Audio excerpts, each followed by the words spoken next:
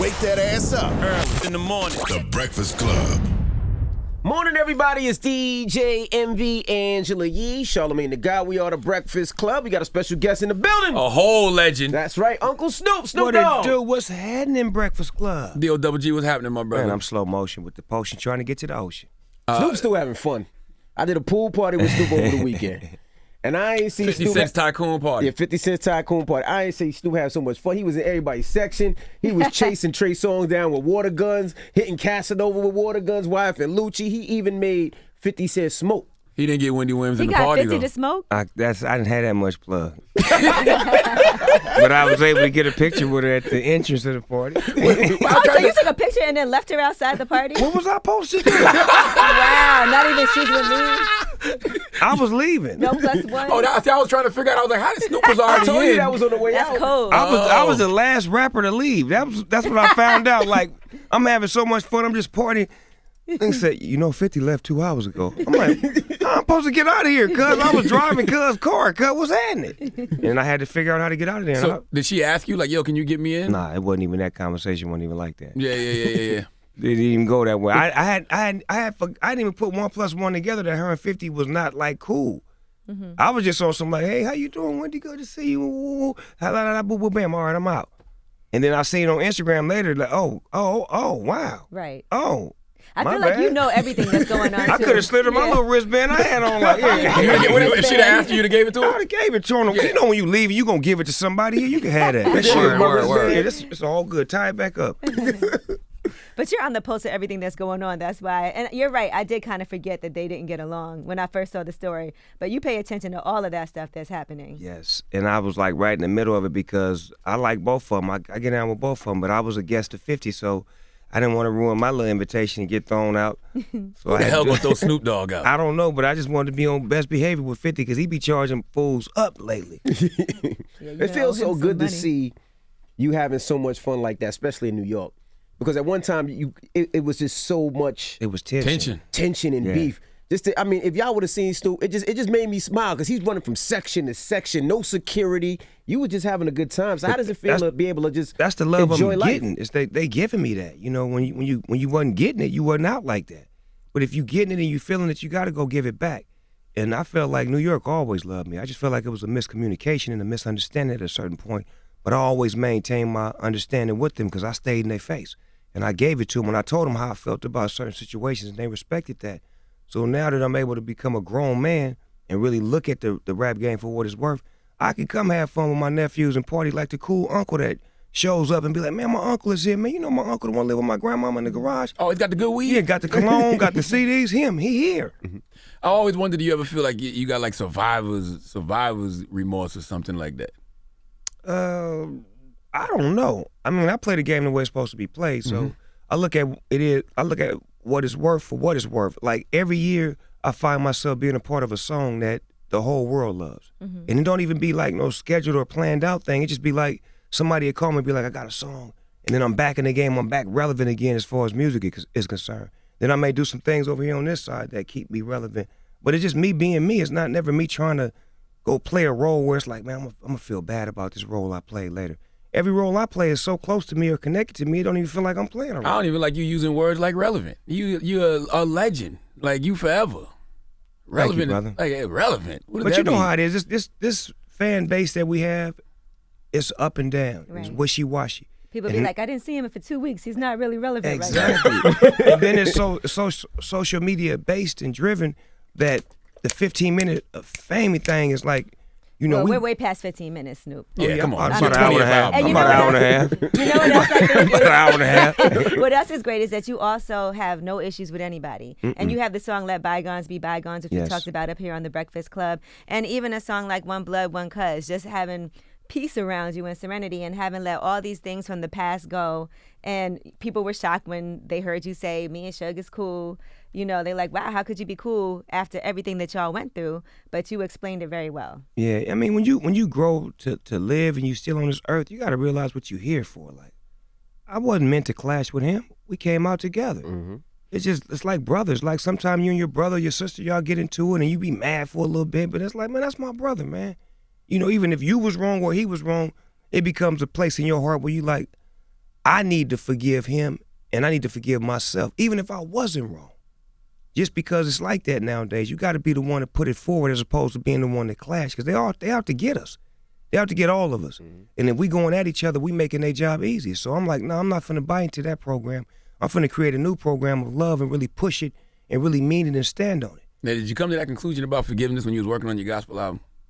I think that helped me like shape my vision and shape what I'm here for. Because the gospel record was something that just came to me overnight. Like my grandmother had passed away and I was like, she always loved gospel music and she could never listen to any of my songs. So I was like, man, I feel bad that my grandmama got a famous grandson and she can't quote none of my songs or none of that.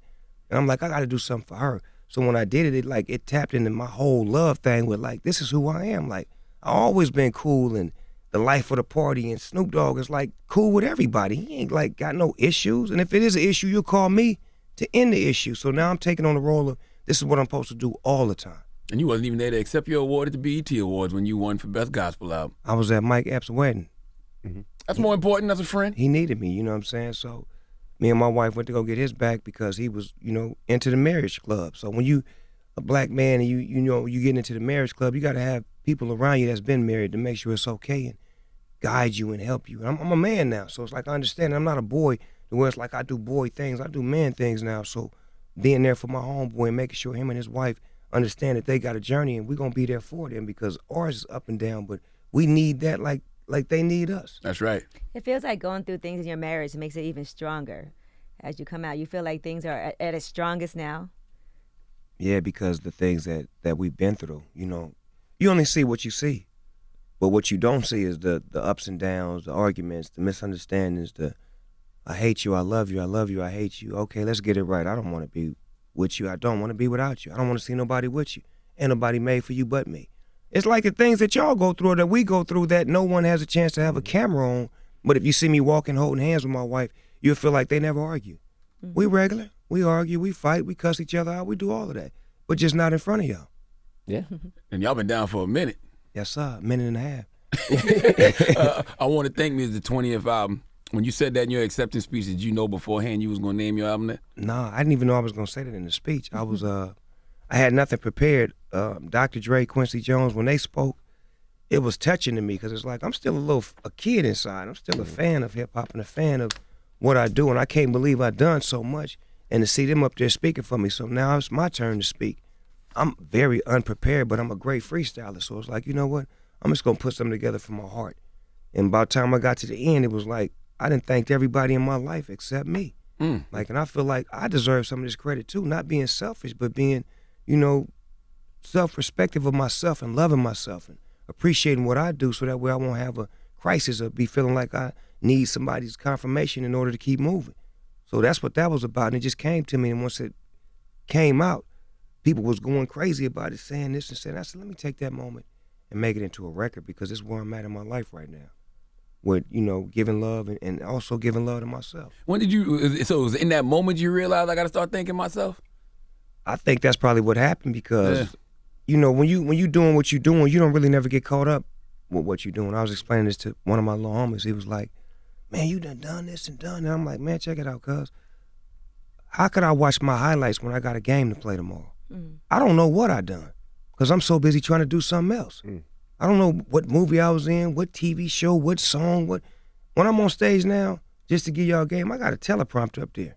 Because I don't even remember half of the shit I said. Like, I mean, you like 20 albums in. You've been high for a long time, Snoop. Like, I need help, nigga. Like, I don't want to be up there not knowing my words and shit. So it's like, nigga, I'm looking down and, okay, there it is. I got that line. All right, I'm back on it again. Like, I'm on the news with this shit. You know what I'm saying? So new records or old records? Old records, Charlamagne. So like Jenny Juice? You don't know Jenny Juice? I know that, but it may be a record that the fans want to hear that I ain't said in like 22 years, and I'd be like, man, my mind be like, how about that? Boom, and I see it, and they click on. That is a lot of lyrics to remember, though, when you Lord think have about mercy. it, and over a long period of time. Have you seen these rap lists that came out in the last couple of weeks? I'm happy with those rap lists because they give me something to talk about. Them motherfuckers is ridiculous. Why you think they're ridiculous? Very ridiculous. The order, the arrangement, it's created to make you get mad. But Yes, it is. Yes, I'm it not is. that guy. Like, the young Snoop Dogg would have took off and started naming people like, he ain't better than me, and he ain't, and he ain't. But that's what that's for.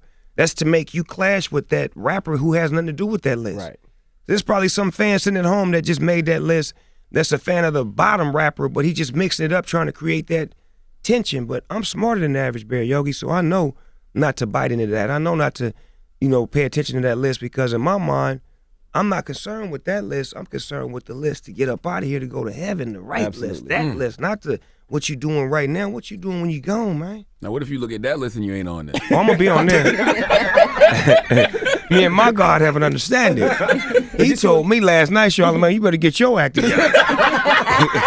Did you see the glasses up there? Glasses Malone was up here? Yeah, that's my little homie, man. Did you see the conversation we had? About Tupac and Snoop Dogg? Yes, sir. He said from 92 to 96, Snoop was a bigger star than Pac, and it wasn't even close. Well, you got to understand that, coming from the West, it's a different perspective than what y'all had out here on the East. Because at one point in time, you got to look at it like where Tupac was at. He was on Interscope, and they really wasn't pushing him and giving him that. His records was always dope as fuck. He always had the best records, the hottest songs. But if his label wasn't giving him the attention and the push that Death Row had and the team and the support that we had, he wasn't looked at as big as me. But in my eyes, he was always big as me or bigger than me. He was out before me. You get what I'm saying? So he was my peer, but at the same time, it was a level of respect. So it was never about him being bigger than me being bigger than me. I mean, him being bigger than me or me being bigger than him. I actually got him to Death Row Records. Suge, go get Cuz. He need to be with us. He need a team. If you notice at the Source Awards, when we performed that night, when Snoop said all that and Suge said all that, it was a mannequin or a poster of Tupac in a cell. Everybody had a cell.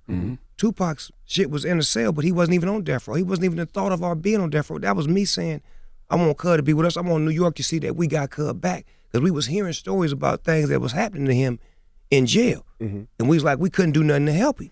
So I'm telling Suge, look, we need to go put Cuz on our team. So when Suge go make the deal happen to get him with us, I step and play the back seat. Death Row was mine. It was my ship. That's a fact. I moved out the way, told my little cousin Daz, hook Cuz up, give him all the beats she was gonna give me. Dre give him California Love. California Love was Dr. Dre's song. That was Dr. Dre's song, whole song. Give him that. We cater to Cuz because we love him. We are fans of his and we happy he's on our team. It's like getting a all-star player to come play with the all-stars. I likened it to the Warriors getting Kevin Durant. Oh my God. And then some. It's just like that. But we wanted him. The Warriors took Kevin Durant to the Hamptons and quoted Cuz, like, we need you with us. That's how we did Tupac. We was friends with Tupac. Suge didn't have a relationship with Tupac before Death Row. Really? He was my friend. Wow. Yeah, know that. Then they became friends because Suge was the boss, and that's what Suge do. He treats you like a king. And he gave him everything and he deserved it. He didn't get when he was on Interscope. And then he's watching everything that I got. I got a Rolls Royce. I got a penthouse. I got a big house. He's in the penitentiary. He don't have none of this. So when he get out, he coming to court with me every day. Me and him bonding. We becoming best of friends. We becoming military-minded.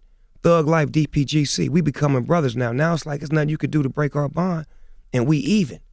Nobody's bigger than nobody. I'm finna move out the way and let you come in and get all of yours. I'm working on a Dogfather, but Dogfather can wait. We just got Durant. This gonna get us a championship. The Dogfather may get us to the playoffs, but this gonna get us a championship. If he look good, we look good. I'm a team player. So I had no problem with bringing him and letting him be a part of our thing because he was gonna give us what we was missing. He was gonna put another spark in the building because we was too, I say, cocky and confident, and we felt like wasn't nobody on us. I wasn't afraid of Bad Boy. They was my homies. But Bad Boy ruffled some feathers in the building because they was good. And they was using like sort of kind of our technique, like old school music, slow flow, gangster music, and Biggie just was dope. We respected that, but everybody didn't respect that. It's just like when a rapper from the West came out that was dope. Everybody out here didn't respect that. Right. You had to sneak and play my music until it became, you ain't playing Snoop Dogg? No. It's cool now. Oh, okay. You know what I'm saying? So it's like it's the confirmation that you got to get from the people around you to make sure it's cool. So we gave Tupac his confirmation before he came to Death Row because we loved him. So it was never a competition thing. It was never about who was the hottest from this year to this year. It was about trying to win and having him on my team was gonna make us win. So when it came to the West, like they didn't care about Pac's movies prior to that. 'Cause before Death Row, he had Juice, Above the Rim, Poetic Justice. That didn't make him a star, a superstar. That's gangster shit we talking about. Or We talking about Hollywood. We talking about being in the streets, in the mix. This is me. This is what I've been doing my whole career. yeah, Mixing it up, getting in there, and Pac was the same way. He just didn't have the lights, cameras, and action. He had it when he came out with Digital Underground, then when he went solo, it's like they pulled back on him. Instead of going overboard with him. I came out with Dr. Dre after he left NWA. We was in competition with Eazy-E. Attention. Biggest record, Chronic. Next album was mine. It's Attention.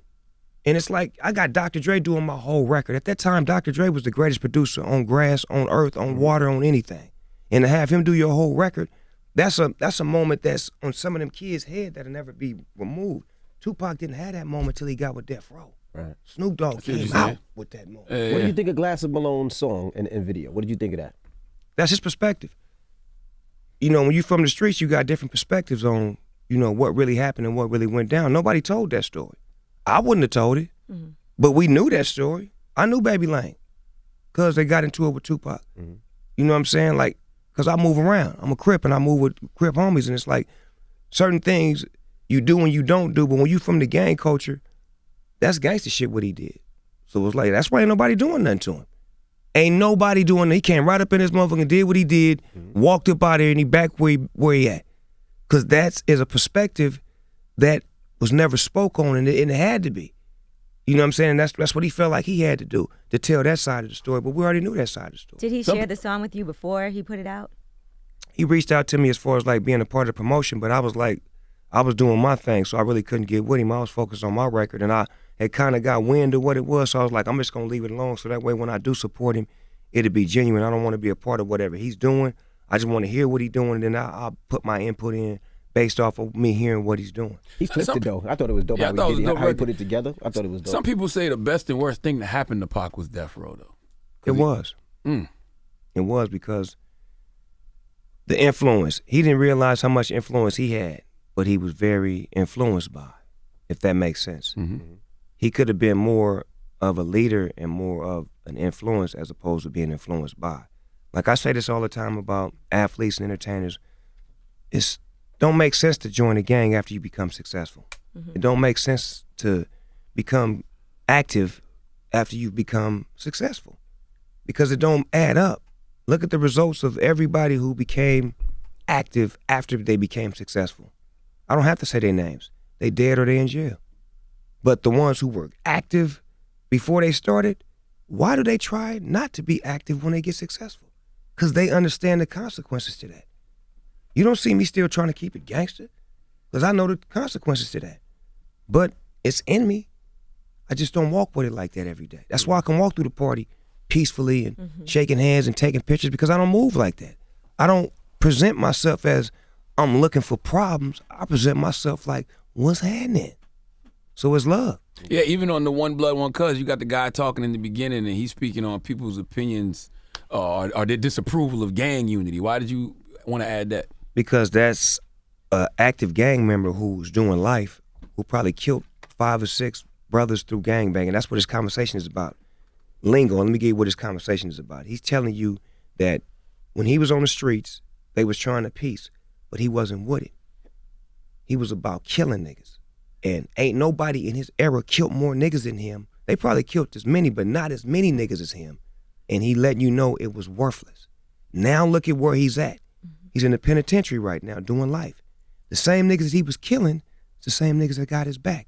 2 cells this way, he got some 60s, his worst enemy. 2 cells this way, he got some Bloods, his worst enemy. They got to watch each other back when they go to chow. They got to look out for each other. You get what I'm saying? So now you're forced to be a brotherhood.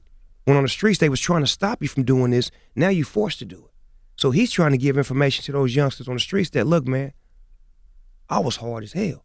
I was gangbang central. And I'm in here and I'm telling you it ain't worth it. Take me for an example. Don't become the next example. So him sharing his story was like perfect for what I was doing. Because I want to deter you from gangbanging. That ain't a story, that ain't a song to make you want to bang. It's to make you want to join hands with other bangers to stop banging on each other. Or almost. You holding your hands up a little too much, player. There you go. Oh, you want to give me some lotion? Yeah, I'm just, yeah. Damn, nigga, you gave me the whole I don't want them motherfucking to kill bottle, you. nigga. You know how they be online. I wouldn't give a fuck about them talking about me online, nigga. Nigga, when you work hard, your hands is ashy, nigga. I never knew a nigga that had nothing to do with his hands didn't look like this. Put some on my elbows, too. 'Cause I know you nigga got that lotion my wife be using, too. Vito, man, it's good for that. It's shit? good for black skin, man. Yeah, she keep this shit bathroom full of this shit. So it had to be tough to write One Blood, though, One Cuz, because that was kind of about Nip, too, right?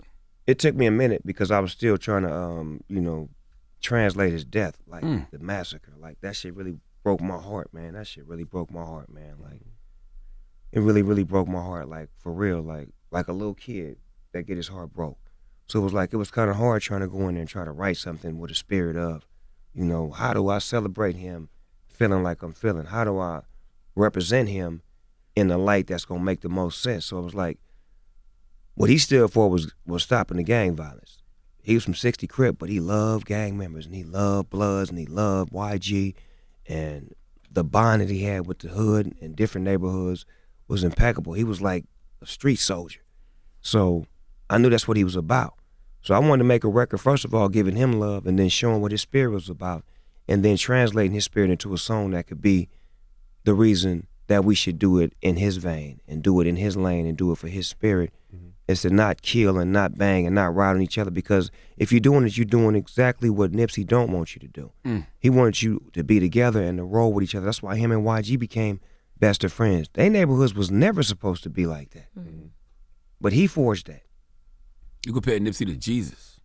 Yeah, why not? Yeah, expound on that a little bit. I mean, look at the impact that he had, you know what I'm saying? Like the same impact that Jesus had. Like a lot of people didn't know him, but they sure wanted to know about him once he passed away. All right. And then once they found out about him, they understood what his legacy was about. Now his legacy is living even bigger with him not being here. So that's why I say, I ain't never seen Jesus, but I've been hearing about him. And, we got a lot of faith in him, and we know that, if you believe in him, this is going to happen because your grandparents and the book of the Bible been giving you all this information. It's like, that's what he is now. All right. When we gone, that's what he's going to be like, because you can't touch him, you can't see him, you only have images of him, and his image looked like Jesus, just the black version. He definitely Jesus looked was like, black, though. but we know that. Yeah. That's our, you understand, misconception, because we've been given bad direction and bad information. So if you got the right information, if you read the Bible, it tell you his hair was like wool, his skin was like bronze. Nigga looked like me. All right. Just like me, a Nip. You know what I'm saying? The way his shape was, and then the bone structure and the eyes and all that. I'm looking at it like, man, please. It is what it is. It's only been about 4 months. Have you found any, I guess I don't want to say, purpose in his death? You know what? I don't really understand death, and I never did. And even as a kid, it was like, it used to always throw me off, because I remember the first time that somebody died in my family was one of my uncles. He committed suicide. He killed his girlfriend. He killed himself. And that just threw a monkey wrench in my feelings. And then my grandfather died. And it's like every time a death would happen, then my homies started dying from gangbanging, like all the time. Like niggas I went to school with, play football with. It's like you don't become numb to it, but it's like it's a feeling of, okay, all right, I guess it's what it's supposed to be. And you try to look at, why were they here? What did they do when they was here? And why did I know them? And what am I supposed to take from their death and their life? And that's what I do, because like, how was I close to Tupac? How was Biggie my friend? How was Nipsey my friend?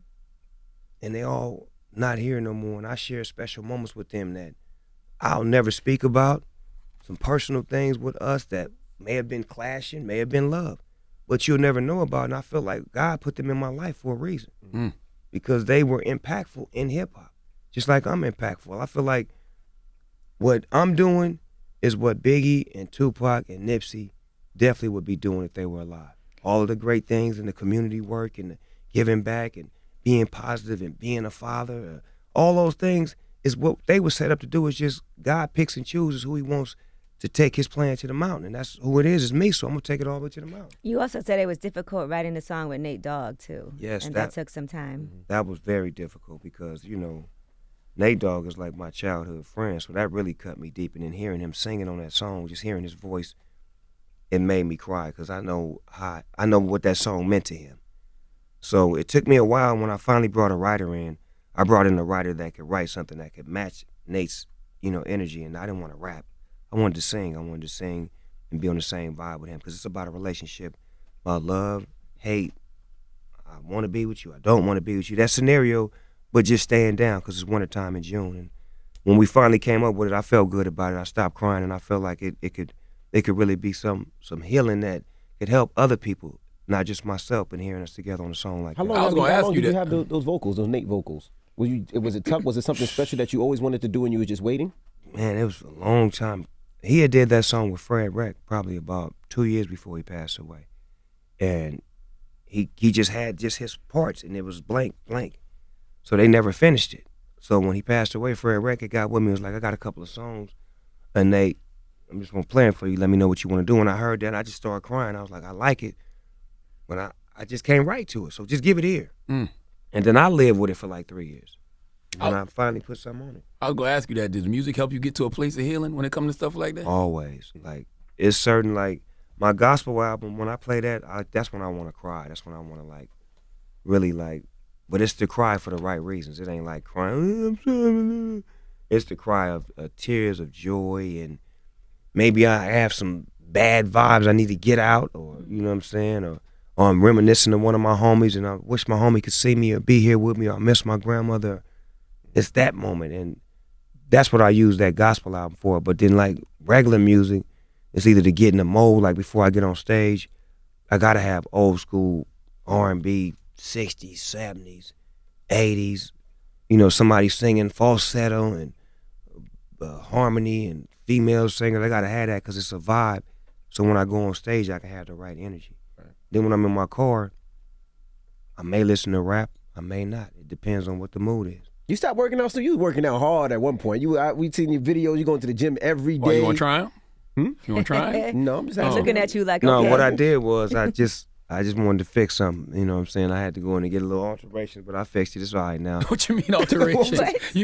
My shit was like one line, right? So I didn't like that. So me and Wiz need a little bump in the arm. Yeah. So me and Wiz, we was on tour, right? We was on tour like a motherfucker doing it. So he used to be like, "Hey, nigga, let's take our shirts off and perform." I'm like, all right, cool. So we performing with our shirts off.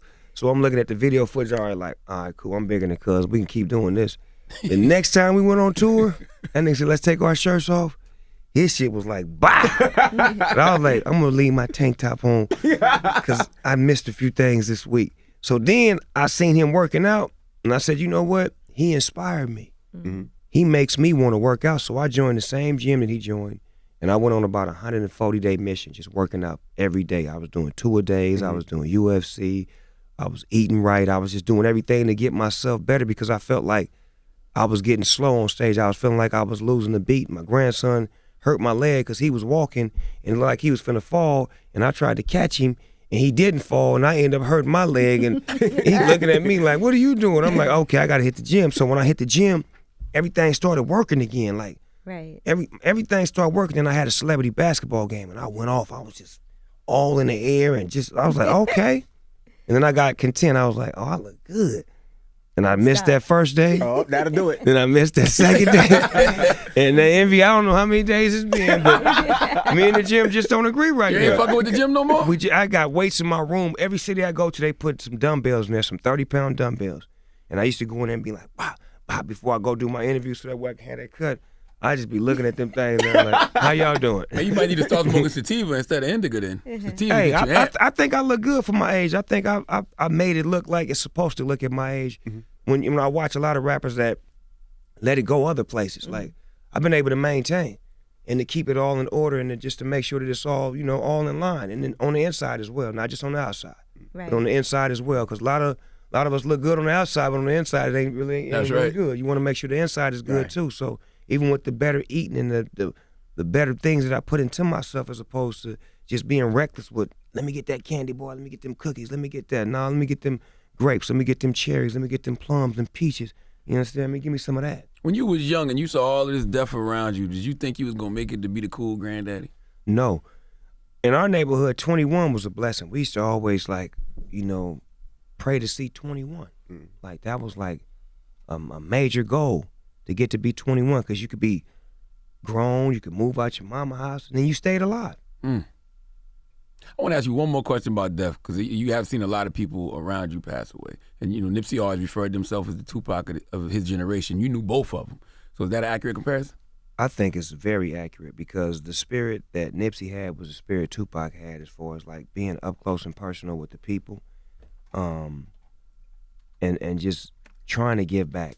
I think Nipsey did what Tupac couldn't do. I think he was the extension. Like if you run in a 440 relay and you pass the baton, I think the spirit of Tupac was Nipsey, like the seed that he planted. I think he said something about I may not change the world, but I'll plant the seed that puts a spark in somebody who will. That quote right there is Nipsey. He's a spark because he don't rap like him, but he moved like him. The way he, was lovable, but he was gangster at the same time. The way he was about the kids. There's a lot of footage and pictures of him with kids and community work in different neighborhoods, and that's the same thing Tupac was about. If you knew Tupac used to ride by himself before death row. He'd pull up on people. That's why he got in the shootouts, because he would make himself available. He would pull up, and the fans like him. He'd give him a picture, autograph. He'd go to the store by himself, and certain people would try him, and they would find out he's not to be played with. But that's what his spirit was, and that's Nipsey's spirit as well. Like, people say, well, why did Nip have a store in the hood and he didn't have a gate? He felt comfortable, man. That was his neighborhood. That's the spirit of what he was doing it for. He cared about Crenshaw. He loved Crenshaw. That was his heart and soul. He wanted to show them that you could do it in a place like this. You don't have to go to Beverly Hills or Hollywood or, move to a white neighborhood. You can do it right here and actually own it. Now, I also see you're going to be on Angie Martinez's show, The Untold Stories of Hip Hop. Yeah. So do you have a whole lot of untold stories that one day you feel like you might... Hold on, because Ja Rule hit me today. You might tell those stories? And Ja Rule said, Envy, the show is dope, but Snoop stories, wow. I can imagine. What? Well, we don't want to give it up, but... Yes, we do. All right, what? No, you don't want to give up. You don't want to Angie. You just scammers for saying it. Yes, we do. I'm not telling y'all nothing. Angie's my friend. Y'all my friends too, so I'm not going to get in the middle of this mess.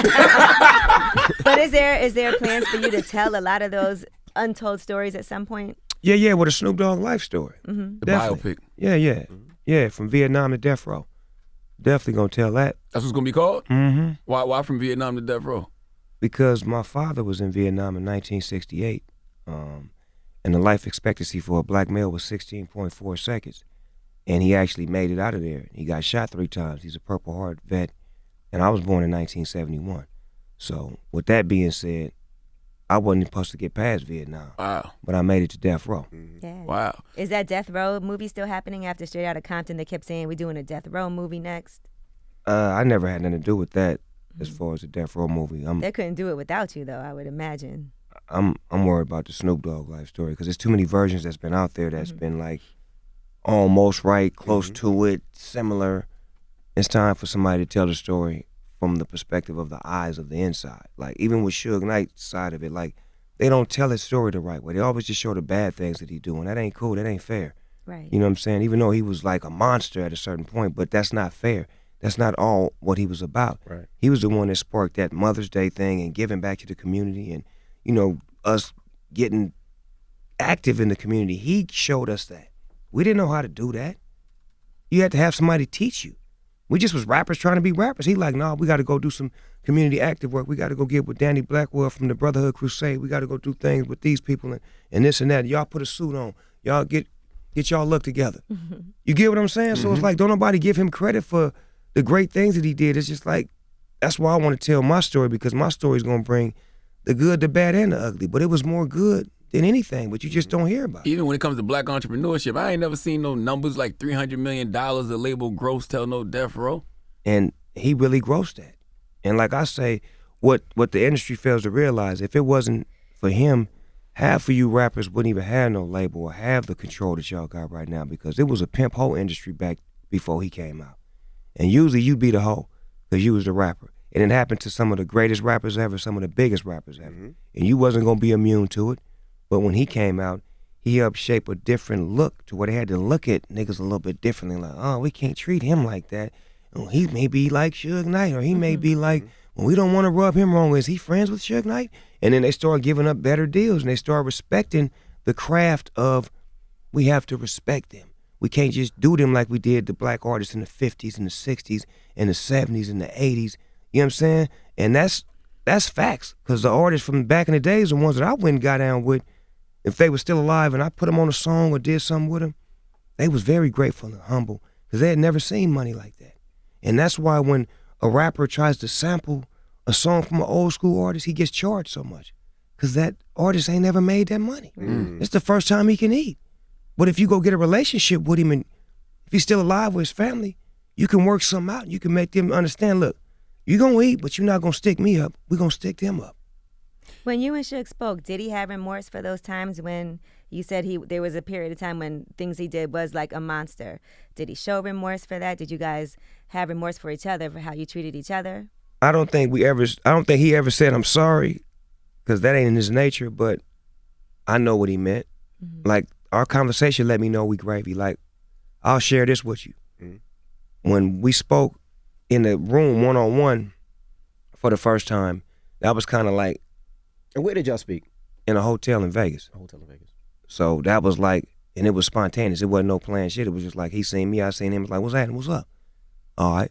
Well, we need to holler. Yeah, we do need to holler. I'm leaving my security out here. Me and you can go in the room and chop it up. We need to figure this out. So security outside, you and him inside. Yeah. It's real. Because I wanted him to feel comfortable. I want him to know that I'm not afraid of you. I'm finna give you this man to man. And you at your strength right now. You're not weak right now. You strong and I'm strong. Well, let's go get some understanding away from everybody in a closed situation where it's just me and you. We got understanding. We exchanged numbers. Started communicating, getting back in the groove. Then he got locked up. Still communicated with him. Through one of my friends, we communicated, and we wanted to just tape the conversation just because I wanted to tape it. Just so people can hear when I do my thing what our vibe is away from all of this drama. As soon as we get on the phone, this what he say. Oh, nigga, you working out now? I tried to get you to work out years ago. I saw, nigga, you know I wouldn't listen to you, cuz. I don't be listening to nobody telling me how to work out. Let's listen to my tone. Oh, nigga, you think you buff now, huh? Oh, nigga, I ain't buff now. I'm just trying to live better now. Oh, that's good, man. I'm good. From there, we go into, his mother passed away. So I'm like, I'm sorry about your mama. He like, man, that lady loved you. I loved her too, man. Your mama was a special woman, man. She loved you, man. She always. So that to me is like saying that we're past that. You don't have to tell me you sorry. Your mama loved me. I loved your mama. I'm telling you I'm sorry she gone. You telling me how much she loved me. This is a common ground of communication that brothers don't know how to get to. You don't have to say, I'm sorry. We talking now. We at a point that we could never get to. And once we start communicating, we're going to have more fun conversation. Remember when we was hanging out, nigga, you did that? Remember when Pac did this? And remember when you told me to go get Pac? Yeah. Because remember, dog, you told me to go get him because I wasn't listening to him. And you told... Right. See, this is humbling for me to hear him say this. I knew it, but I never was going to be like, oh, nigga, I'm the one that told him. No, you say it. Plus, what's understood don't need to be said between two people. Absolutely. I always wondered, you think him and Dre would ever come to an understanding? That ain't happening. You said that fast. That ain't happening at all. Did Dre say anything to you? Like, man, why do you even care about forgiveness with this guy? Dre know me. This is who I am. This is Snoop Dogg. This is the Snoop Dogg he knew from day one. Like, I'm for the people, man. I ain't for that mess. I'm trying to make love and make people happy. Like, to me, what I'm doing is gonna get them to the point that they can talk. Because somebody got to take that first step to be like, it ain't that bad. Come on, cuz. It ain't that bad. Get that off your chest. Get that off your conscience. You don't want to be walking around with no ill will or none of that. You want to feel good about everything you're doing because you don't know when you're going to leave. And plus, like you said, you don't want to kick somebody when they're already down. Right. Especially when he was up, he was strong. I wouldn't kick him when he was up. Why would I kick him when he down? Dre probably look at his bank account and be like, nigga, I am fine without forgiveness. Right. Now, Snoop, When you gotta be. you smoke in every city, right? No matter where you at, no matter what town it is, the continent, The country, studio. the studio. I ain't smoked up here yet. Yes, Yes, Yes, you you have. did. We all So I got can in smoke trouble right for now. that. Look at this. She trying to stop me right now. I am. Look at- I'm But like, we all got in trouble for that. So that means Right. niggas we don't want to get in trouble again. Before you came in here, they said, who gonna tell Snoop no if he decides he wants to smoke? I didn't know we got in trouble till just now. And they was I'm like, different now, y'all. I'm grown. I'm not the little kid that used to come up here and I'm fucking breaking the rules because I can. I think that was got like the last vape pen, year. I though. think that was like last year. Snoop used I to don't do that, pen. It don't do nothing for me. You know they They said that gonna vaping is tease very me. I want to get dangerous. hot. So where do you get your smoke from when you go to? You carry it with you, or you just have people in I every? can't tell you that part. Nigga, the Then I'm gonna police, get in man. trouble, man. you the police, Snoop. But I got my license, and it means that I can move anywhere and all the time because I'm medical. You know, I'm sick, man. I need that. I want to ask you He said about it sounds sick. I want to ask you about 2 records off your album that Oh, boy. I really fuck with. So Misinformed with Slick I Rick. thought he was gonna say something else. I'm gonna get to the other one. It's all about black excellence, right? What inspired that and made you put Slick Rick on? I'm just tired of seeing my people clashing and talking about each other and criticizing and critiquing. I just want to show love on a song that's just about us showing love the whole song, you know, working together. And we don't hear it like that. You know, in the 60s and the 70s, you always heard songs about working together and, you know, brothers becoming, you know, family and family reunion and doing things of that nature. So I just wanted to make a song, but give information on how we were misinformed and how they always say the Holocaust is the greatest atrocity. It is, on film. But ours wasn't filmed. Word. We just now starting to get some footage on this. Imagine if they was filming us from the slavery days. You get what I'm saying? Then America may have more compassion for our feelings and what we feel. So these songs and types of records that I do like this, and I bring a Slick Rick in, it's mentorship. It's having wisdom, guidance, and understanding, and giving you a song that feel good to you, but it's a message in there. It ain't like a song that where it's, I don't want to hear that. It's like, damn, it feels so good. What are you talking about? Damn, man, he trying to get us right? Okay. And I'm giving it up for the black representatives in the House of with the House. women, with the Yeah, girls. Congress. Yes. And I wrote this before that. I wrote this before Donald Trump started tripping on them and putting bans on them. Like, my mind was always like, I see what's going on up in there. Let me get them girls some love because that's important. Because I'm tired of seeing girls shaking their booties and showing their titties and feeling like they got to, you know, show their ass. You can be something different. Use your mind. Like, cover your body up. Let a man have some imagination and think and be like one of them women in the office up in there. Change some shit around this motherfucker. Do that. So this just a thought record to make you think while you listen, but not to really take you out of the groove of listening to it. Now that's saying a lot coming from you because you Mr. Bitches Ain't Shit but Hoes and Tricks. Yeah, I still do that too. Now, new booty nigga. Oh, me tell God. you. Who y'all thought I was talking Charlamagne about? came in this morning and be like, He was so excited. Who he thought I was talking booty about? and about men getting raped. I didn't That know what he said? I didn't know who you was talking about, but I was like, "What? Why did you want to write that?" He said this morning. He said, Well, why did Snoop write let that? me tell you that Because it's a real story. That shit does happen. it is, but the terminology new booty is a new square in jail. Like somebody that's going to jail for the first time and they never been in that environment and it's a new experience for them. So it's like you a new booty. It wasn't about me taking the booty, but that is a part of the process. If you come in there too hard, too tough, not knowing the circumstances, there are men in there that are designed to do that. That ain't coming home, that they looking at you as they girlfriend. Fleece Johnson. Oh boy, Fleece booty, Johnson, booty was warrior. more important than a drink of water. I like booty. Yeah, Boy, so they gonna cut that up on the internet.